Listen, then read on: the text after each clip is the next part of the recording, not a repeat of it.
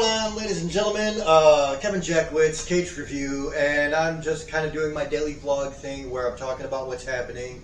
With the big situation right now, which is obviously my wife grabbed my son while I was at work, told some shit to somebody at Castle. They got a hold of a DCF case manager, and they walked out.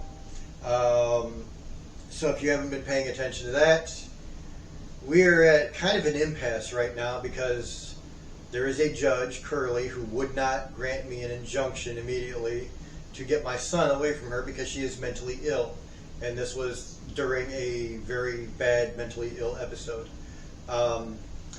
She did grant me a hearing on the 22nd if my wife doesn't run off with my son before then, which I think is a very valid possibility. Having said all that, it has been like 11 days since I've seen my son, and Kaya Goodwin and her supervisor Cameron will not allow me to see my son. It's funny because they keep telling me, oh, you still have custody of your son. We're not keeping you from your son. But they won't tell me where he is. They won't let me go see him. They're telling me that I need somebody to supervise my visits with my son. I'm not in trouble here. I didn't do shit. I have zero against me. Zero. And they're telling me that I need somebody there because they don't want me and Becca around. No, that's not how it works. You took my fucking son away from me. And at the end of the day, you need to fucking get it right. I want to see my son. It's been almost 2 weeks, and you're not doing anything about that. You're doing nothing. So, not very happy with Kaya right now. Not very happy with Cameron. Their lack of communication and their lack of willingness to do anything about this is it's simply frightening. It really is. It is scary as shit that these people can just come in and bring in a bunch of cops, take your family and tear them apart with no reason whatsoever, and then you're left to try to figure things out on your own. And if you're poor, oh, it's so much worse for you because you've got nothing. And I have been in just a lot of pain over that, and it scared the shit out of me. And it's still scary because my son is still with Rebecca. And I don't know what to do, and I've tried to get everybody's attention, and they won't fucking listen to me. I even texted Kaya Goodwin today and said, you know, I'm sure you've seen the gentleman who stabbed the Ukrainian woman on the train. He had mental illness. My wife has mental illness. And if you don't think that she has the kind of mental illness where she could do something like that, you don't know my wife.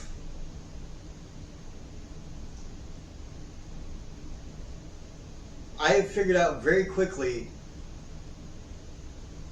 she is unhinged. Completely unhinged. And when she gets into a mood, nothing can stop her. And if that hurricane starts when my son's in the way, he will be a casualty of this. And I have pleaded with Kaya Goodwin, with Cameron, with Judge fucking Rochelle Curley, and nobody is taking this seriously. And literally, like, all I've gotten so far is a hearing, like 10 days away now. That's all I've gotten. Like, they don't give a shit. And these Gestapo tactics need to stop. They do. Like, I'm not trying to get on a pedestal right now, but holy shit is this shit scary. The fact that they can do this at all, there should at least be some kind of fucking due process before they come take your fucking kids away. Doesn't that make sense? Investigate shit first. Find out what's happening. Go to the house. Talk to the people. Find out what's going on.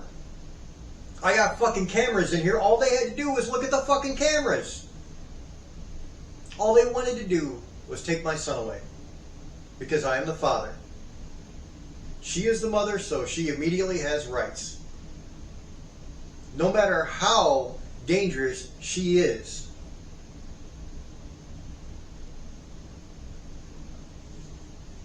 And it sucks. It really does. And you know, it's funny because other than that, my life is kind of going good. You know, I got a promotion at work. They're training me for management. I mean, they're really putting in time and investing in me, and I'm excited about that. I really am. I think that it's been a great thing. I mean, it's only taken me like 2.5 months to move into a key holder position, which is kind of like the step between regular employee and like assistant manager. So, I mean, that's awesome. And so it just kind of baffles me that they can let this shit get built to this point and have done nothing about it for so long. Meanwhile, I'm doing everything I'm supposed to do. The apartment's good. The bills are good. The job is good. Like, this shit doesn't make any sense. I shouldn't have to have somebody there to see my son. They should be able to provide me a way to see my fucking son. That's how I feel. And quite frankly, I'm going to start making this public, and I've told them that. I've already got a hold of one of the local news stations here, a couple others. I'm gonna try to make this a public fight. I don't care. I will go to any length I have to get somebody's attention so that somebody says, damn, what are they doing? What's wrong with these people? What's wrong with a fucking Sarasota justice that wouldn't grant the injunction? It doesn't make sense. Because I have been in Sarasota for 25 years now. And I can't tell you how many times I have seen a woman make an allegation and that guy is arrested. No questions, no evidence, just the accusation. But if a guy does the same thing, there is zero response 9 times out of 10. There is such a double standard here. There is such a fucking pity the mother concept here without any intellect behind it. They don't look into cases, they don't study information, they don't get the background, they just make decisions because this is the mother, she had him, so clearly she's the best one for him to be with. And that's not always the case. Sometimes it absolutely is the case, and I support that. If there is a mother who is being a good mother, I support that. But if she's not, and there's a father who is trying to be a good father, I mean, isn't there like a little bit of a difference in how you guys react? Maybe just a little bit? So I don't know, man. I've actually kind of enjoyed talking to you guys about this just because it gets it out in the open for me. It lets me exercise my demons, so to speak. Everything that I have built up inside. And it does hurt sometimes, you know. There was one video I cried the entire time because I just had to get the emotions out. You know, I sat down, I didn't plan on crying. But as soon as I sat down, it started to flow out. And I didn't want to right now. This is what they are doing to me. It hurts. It sucks. And the reaction just seems to be nobody gives a shit. And it's sad for somebody that's actually trying. So with that being said, you know, like I said, I do love that. I love sharing my life, and I don't know why. I don't know what that is in me that makes me want to share everything, but I do. And I love coming in and getting reactions for music and playing video games for the channel and stuff like that. It gives me something to put my mind to. I'm also painting this fucking apartment, which is taking way longer than I wanted to, but you know, I had my son here during that first month that he was here. I couldn't paint, obviously, because he's here. So now that he's not here, if there is any kind of silver lining, at least I get to finish the apartment and make it look nice. And you know, but that's really grasping at straws there, if I'm being honest. But the apartment does look good. I think it looks really good. I'm very happy with myself for what I've done to this place. If you saw it when we first moved in, it was horrible, just nasty. I told him I would take it as is, do all the cleaning myself, because I wanted to get Rebecca into a place. And that's the funny thing. I can't tell you how much money and time and effort I have put into this place for my wife.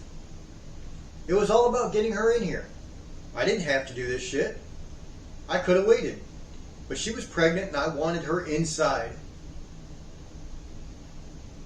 And my thanks is 2 months later, she just bails. Because she didn't like I told her she needs to start thinking about things before she does them and contributing around here. Because she damn sure didn't contribute much of anything around here. So, yeah, it's a stretch to find the silver lining, but if there is any, at least I was able to get these big chores out of the way before he comes back.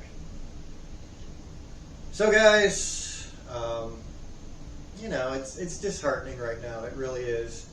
Trying to talk to somebody that doesn't want to hear shit you have to say and is kind of above reproach. Like, DCF seems untouchable. And I think that's a really screwed up situation. It's almost like it's designed, you know? But what do I know? Alright guys, I'll talk to you later.